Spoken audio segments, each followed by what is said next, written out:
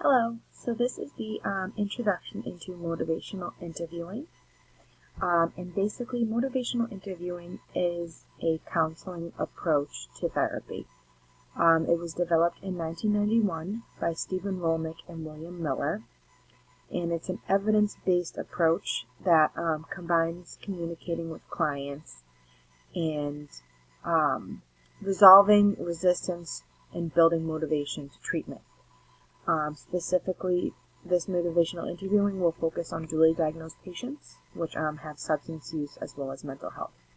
So, to begin, basically motivational interviewing is the examination and resolving ambivalence to treatment.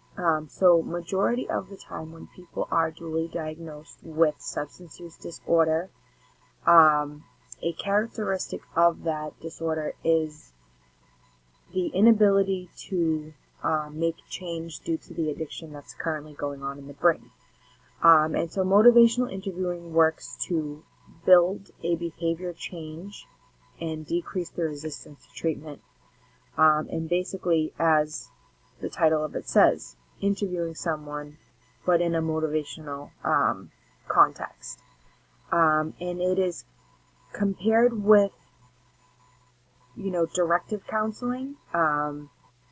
So it's the opposite of that. Basically, you are having the client posing questions in a way that will make them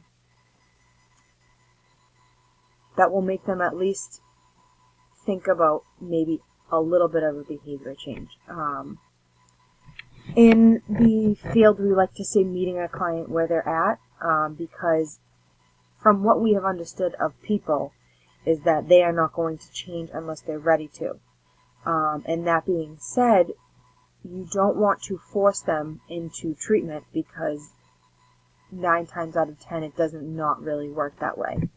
And so one of the things that we use in motivational interviewing technique is the acronym RULE.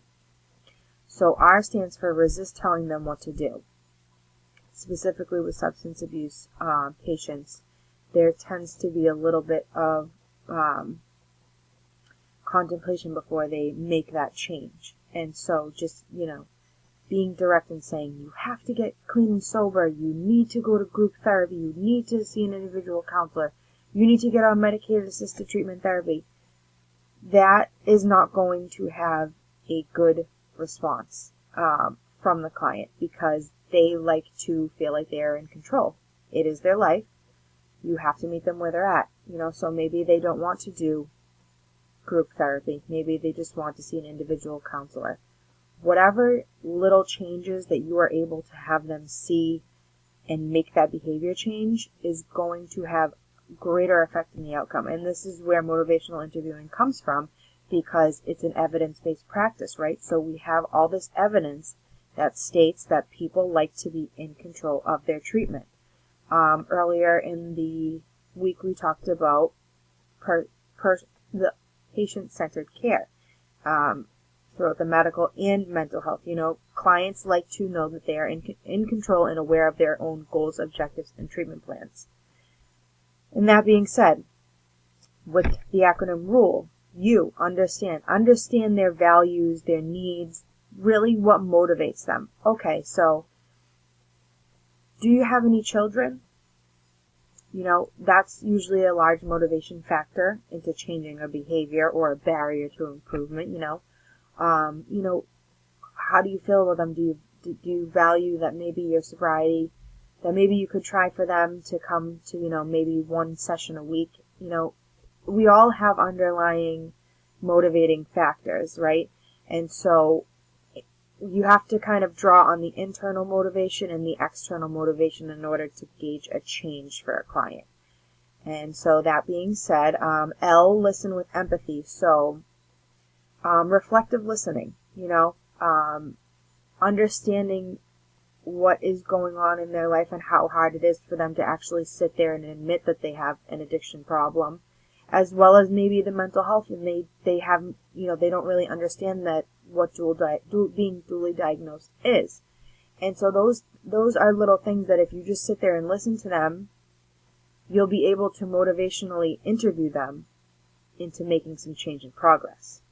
And E is empower them, we always talk about setting goals for people that are, obtainable and achievable. Somebody who has, less than 1 day sober, we would like to think that they would stay clean for, that day till the rest of it on. But we have to be realistic that it is a disease and it's going to have times of remission and times that it's symptomatic. And so with that being said, we need to make goals that are, not further than where they're at capability-wise. And that's where motivational interviewing comes in, because it's kind of lowering the threshold to where they are and allowing them to step over that. Specifically with substance use, there is a lot of evidence that states that we have these 3 stages, right, with substance use and mental health as well, specifically dually diagnosed patients, where you have this pre-contemplative stage, right? So it's where, I can't really be doing this anymore with my life. I don't want to be using anymore, but I just don't know how to get help, right? And then we have this stage called contemplation. And contemplation is you sitting there and saying, okay, I think I'm finally ready to get help to deal with my addiction and my substance use and my mental health and my whole life and my mental illness. So how am I going to do that, right? And so then we get to, pre-contemplation, contemplation, then we get to action. And in between the contemplation and the action is where we see motivational interviewing work extremely successfully well for substance use disorder patients, because what happens is we take the pre-contemplative person to now they're in contemplation, right? So they understand that they have a problem and that it's affecting their life and the consequences. They don't want to live like that anymore. But what happens is when you place motivational interviewing right in between that barrier, now we get the leeway for them to make action and change and actually act on those behaviors. Okay, so I'm going to go see a therapist, so I'm going to get on medicated assisted treatment. I'm going to do some self-help. I'm going to join AA. I'm going to join NA. I'm going to join a SMART recovery group. I'm going to join a refuge recovery group. There are all these treatment plans, and I am one that believes that there is no 2 ways to recovery. And so whatever motivational interviewing, whatever place that person is at and what kind of treatment that's going to work for them, we have to be sensitive to that. Even if it's not the norm, we have to be able to meet them where they're at and empower them to make that change in their life. And so that is motivational interviewing. Thank you.